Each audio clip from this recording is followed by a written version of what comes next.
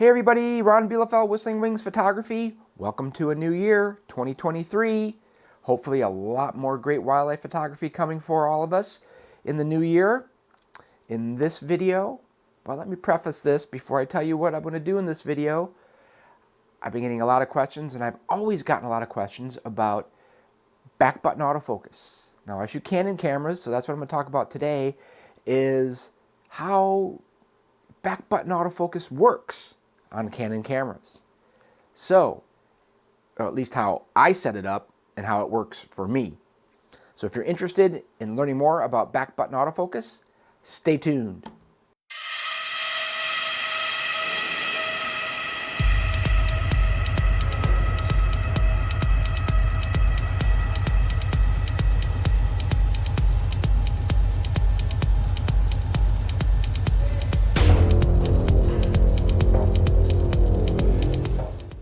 Okay, so back button autofocus on Canon camera bodies, the newer Canon camera bodies, the RF bodies. This is my R3. This will apply to an R5 just as well, and to an R7, an R6, an R6 II, that kind of thing. There's going to be some differences there because some bodies have 3 back buttons. We'll talk about that you can set up for autofocus. Others only have 2 really that'll work for back button autofocus, that camera being the R7, and that's what's in my mind anyway. So what we're going to do is we're going to start out, I'm not going to go into setup of back button autofocus extensively. I'm going to show some of the basic setups in the menu that you need to do to get back button autofocus working on your camera, and talk a little bit about some of the settings in the autofocus menu that will affect how back button autofocus performs, how it works, how it acts, and that you got to really take that into account when you set up your back buttons for use depending on how you shoot. Everybody's different. Some people are great at tracking birds in flight. This is really for action photography. Back button autofocus, of course, can be used for any kind of wildlife photography. I'm a bird photographer principally, so static bird, flying bird, things like it. It can be used in all scenarios, but for action type stuff especially, there's some things that you need to be aware of when you set up certain settings in your autofocus menus that will affect how you really need to work with the back buttons. So we'll go into that. We'll talk about the issue I think that a lot of people have is they don't have the basic understanding of how back button works. When you press the button, do you hold it down while you shoot? Do you press it until you get your bird in focus, your subject in focus, and then let go because now it's locked on and you can shoot and it'll keep it in focus? That's the primary misunderstanding that I see amongst newer photographers anyway, and even maybe some not so new that are new to back button autofocus. You have to hold the button down while you're shooting, whichever back button you're using, to initiate and then continue autofocus, to have the autofocus of the camera continue to focus. You have to hold it down. You let it go, it stops. That's a very primary difference from if you shoot half press for your autofocus initiation, because while you're shooting, of course, half press is happening. It's inherent to when you're shooting with the shutter button that once you're actually taking images, half press is being done. So if you have half press of the shutter button set up as your way of initiating autofocus and then keeping autofocus working, if you have it set up to servo autofocus, that's what you need here, then it happens automatically. That's not the way it works with back button autofocus. Back button autofocus, generally you're going to disable, and we'll go into this in the menus, you're going to disable autofocus start, metering start in the half press, and it's going to be done with the back buttons. So as you're shooting back button autofocus, in order for servo autofocus in this case that we're talking about now to continue to work, to servo, to track your bird as it gets further away or gets closer, or whatever subject you're shooting, you must hold the button down. If you let go, it stops. In a way that seems, wow, that's more work, but actually it makes it more functional for you. It makes it more adaptive for different shooting scenarios to be able to start and stop autofocus. Even while you're shooting, you can have autofocus stop and you can be shooting and it won't refocus, because even if you go past half press to start shooting, half press isn't doing anything for you anymore autofocus wise, stuff like that. The main question, and I just answered it, hopefully for a lot of people out there, back button autofocus, you have to hold the button down while you're shooting in order for servo focus to continue to focus on your subjects. So let's go in to the menu system now, and we'll go through the very basic setup of getting back button autofocus going on your Canon RF mirrorless body. Okay, so here we are in the menu of my R3, and like I said earlier, this works on the R5 and the R6, and what we're going to do is we're going to go through the basic setup of setting up your Canon body to use back button autofocus rather than half press of the shutter button autofocus. So we're in the menu and we're ready to go into customized buttons. So if we go into customized buttons, you'll see right now that because I do use back button autofocus and have been doing so for a long time, that my shutter button half press is set to metering start. Yours, if you're using half press to start your autofocus every time you shoot, should be set to metering and autofocus start. But again, we're going to take that function off of the half press of the shutter button and put it onto back buttons. So instead, we're going to go and make the shutter button half press just metering start.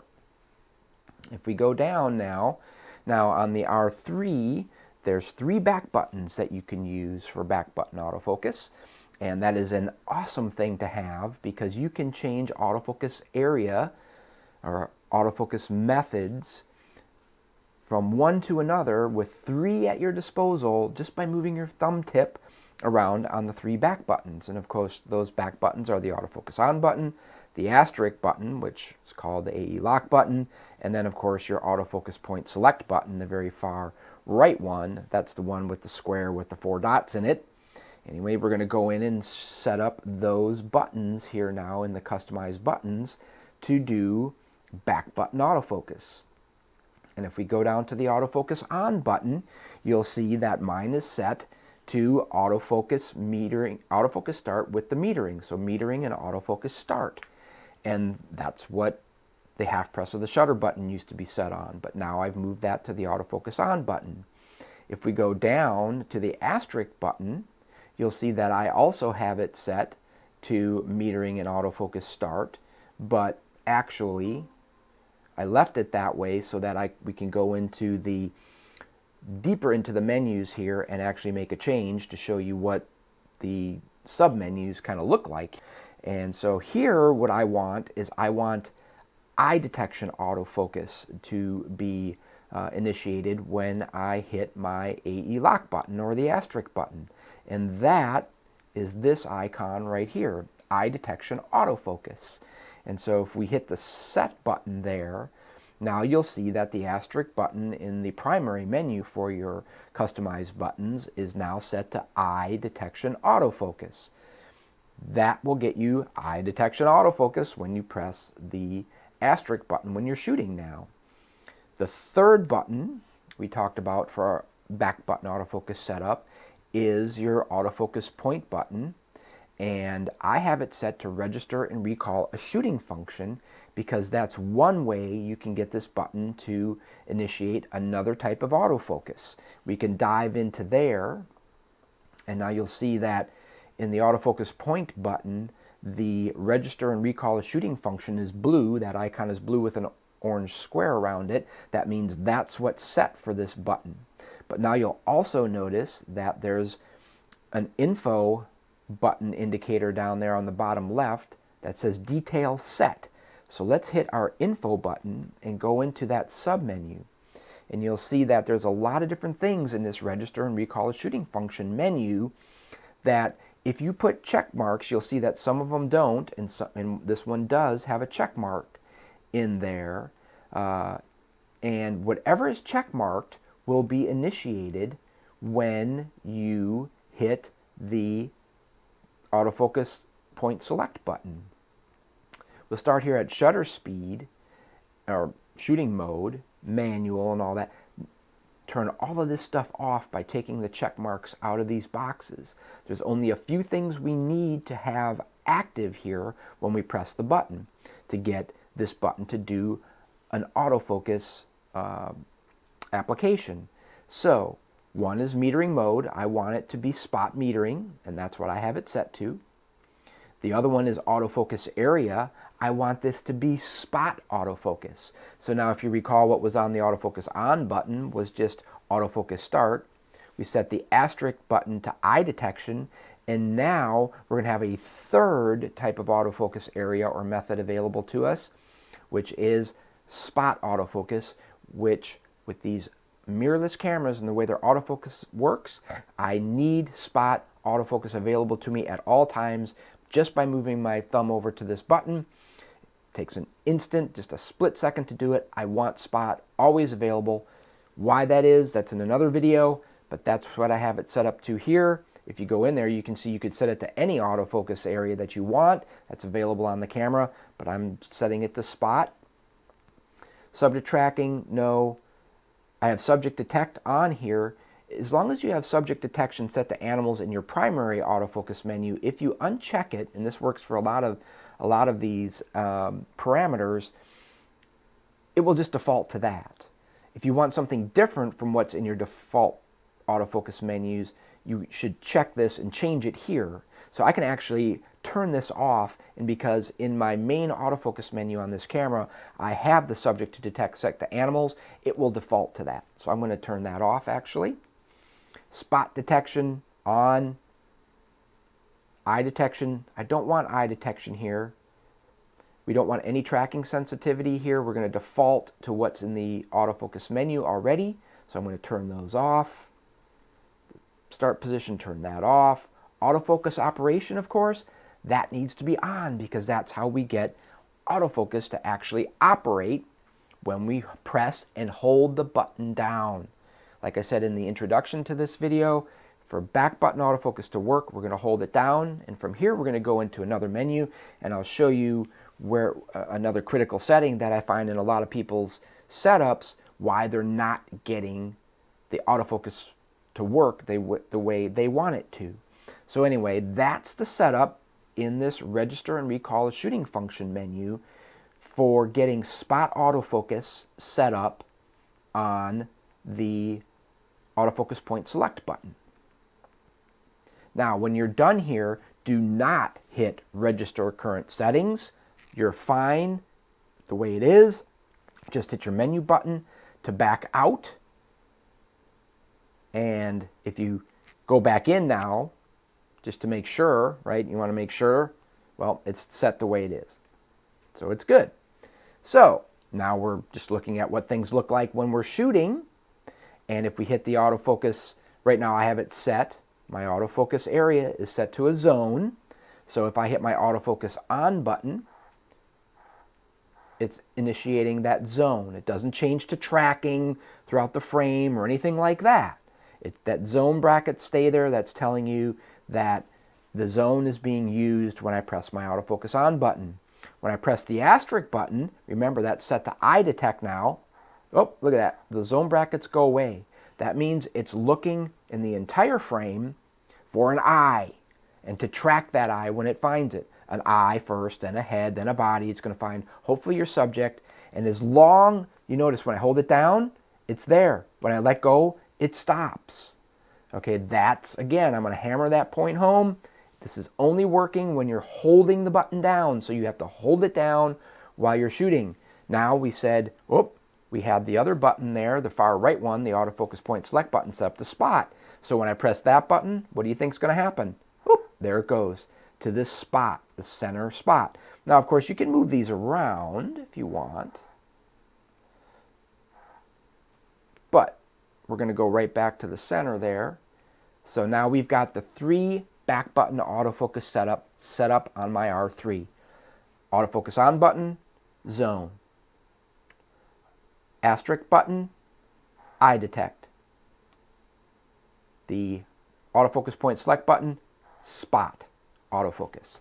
So now on cameras like the R3, the R7, the R3 and the R5, not the R7, where you have 3 back buttons that you can set up for autofocus. You've got 3 autofocus areas or methods available to you just by quickly moving your thumb tip.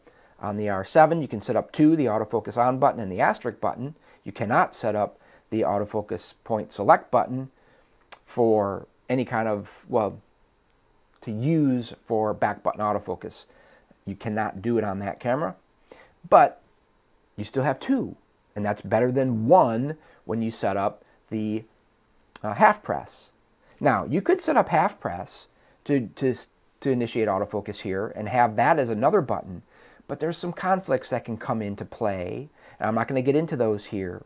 So I don't like to do that. I don't like to have half press initiating autofocus of any kind, along with back buttons initiating autofocus of these 3 different methods or areas that I have set up on my cameras, because there's some conflicts that can arise. It can mess you up a little bit. So I keep the 2 things completely separate. You can try it the other way if you'd like. But anyway, let's go into a different menu now. We're going to go over here to the autofocus menu, and we're going to go all the way over to number 1. And the very first thing you can set in here is autofocus operation. I see a lot of people that contact me and they say, it's not working, it's not, birds aren't in focus, all this kind of stuff. It's not working. It's because they have this set to 1 shot instead of servo. We're talking about action photography here for the most part. And in order for your autofocus system on these cameras to move with your bird, to keep focus on a bird or a subject that you're shooting that's getting further away or closer to you, it needs to be on servo autofocus operation. And then when you hold these buttons down, these back buttons like we're talking about here, as long as you're holding them down and the autofocus has your subject, it's acquired your subject, it's locked onto your subject, as long as you hold that button down, it's going to track that subject, servo with it, keeping it in focus. That is critical. And I see a lot of people have this set to 1 shot and they wonder why their first frame is sharp, but then after that everything is out of focus because the bird moved or the subject moved further or closer. It's not servoing. Even if you hold the back button down while you're shooting, if this is set to 1 shot and not servo, it's not going to continue to track your subject and keep it in focus. So there you go. Those are the main things. Now we're going to talk about a couple other things here. And this is kind of ancillary to the general premise of what we're talking about, setting up and how back button autofocus works. But we'll go into a little more detail and then we'll end this video. So what I want to do is I want to go into the next menu, the second tab in the autofocus menu, and talk about the cases. You can see I have mine set up to case A. Tracking automatically adapts to subject movement. I like auto. I used to shoot case 2 a lot, continue to track subjects, ignoring possible obstacles, and you can see how I have my case 2 set up with tracking sensitivity all the way to the negative and XL decel tracking all the way to the positive. What that does is it gives you pretty much the most stable autofocus performance, as far as it's not going to just switch subjects really quickly wherever the autofocus point is, or if it sees an eye here or sees an eye there or sees an eye here, it's going to be moving to all these different subjects. This kind of dampens that. And for me, because I feel like I track birds or moving subjects pretty well, I track them smoothly, I'm able to keep them in the frame, no problem, and near the center, that this works well for me. Now, for those of you using a setting like this, we'll talk about it, and then we'll go back to the auto setting here, and I'll talk about that for a minute. For those of you using this and setting up your tracking sensitivity and XL decel tracking this way, the thing that you need to understand is that when you initially try to get autofocus lock on your subject by using a back button, and you hit it, and let's say you do acquire focus, and it's locked on for a split second anyway, but then it goes out of focus for some reason, it loses the subject. If you just continue to hold your finger on the button, because of the settings here, these settings specifically, you're telling the camera's autofocus system not to retry on its own very quickly. So this kind of setting here makes you have to pump the back button if you lose autofocus lock on your subject. Only if you lose. If the autofocus has a subject and it's continuing to track the subject, you just keep your finger pushing that button down, your thumb, and shooting, it'll be fine. But if you ever lose it, if the autofocus loses the bird or your subject and needs to reacquire it, don't just continue to hold your finger on the button and wait for the camera to do so. It's not going to very rapidly with these settings that I have and I'm showing you here in case 2. You need to lift your finger off and pump it until it grabs the bird again or whatever subject you're trying to grab again with the autofocus. And then once you have it, you continue to hold and shoot again.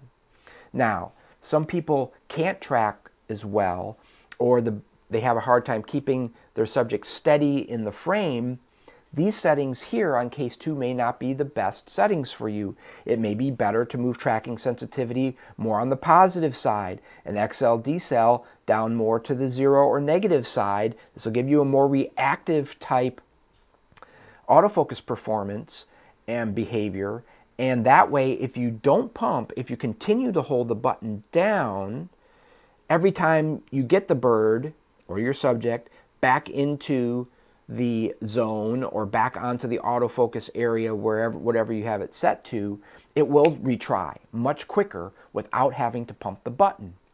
So these are some things that you need to take into consideration when you're setting up tracking sensitivity, XL decel tracking when you're shooting. Now, something that you can do instead is go down and use the auto or case A setting for tracking sensitivity and XL decel tracking.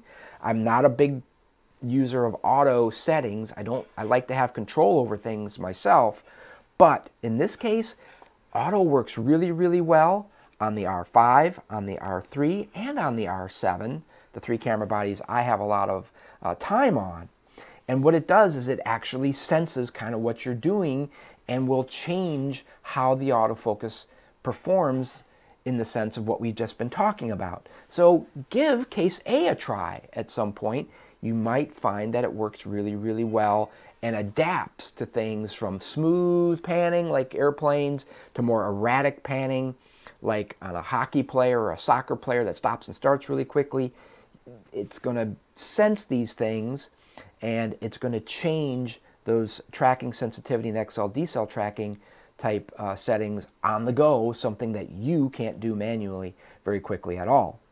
Now, one other setting I'm going to talk about, and then we're going to end this. Sorry. The one other parameter I want to talk about, autofocus, is switching tracked subjects. Now, switching tracked subjects used to be a third parameter underneath the cases, but they took it out and made it its own parameter now.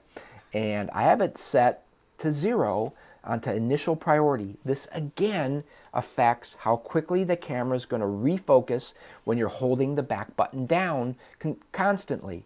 If you're just holding the button and you lose autofocus like we've been talking about on your subject and you just continue to hold it, if you have this set to 0 like I do, it will not try to refocus on its own again very quickly. If you want it to be more reactive, set it more to 1 or to up to 2 to switch subject setting rather than hold your initial subject. So that's something that's important to know as well. So that's really it for this basic look, this primer on back button autofocus with the new Canon bodies, the RF bodies. And from there we'll get out of the menus and we'll conclude this video. Well, I hope that was informative for you. And I hope it answered some questions in the sense of how back button autofocus works on these Canon bodies, and how some of the settings, if you make some different settings, you change them in the autofocus system menu, that how it might change or should change how you think about using back button autofocus. So until next time, have great light, be safe out there. I hope you're taking a lot of great images. I'll see you soon.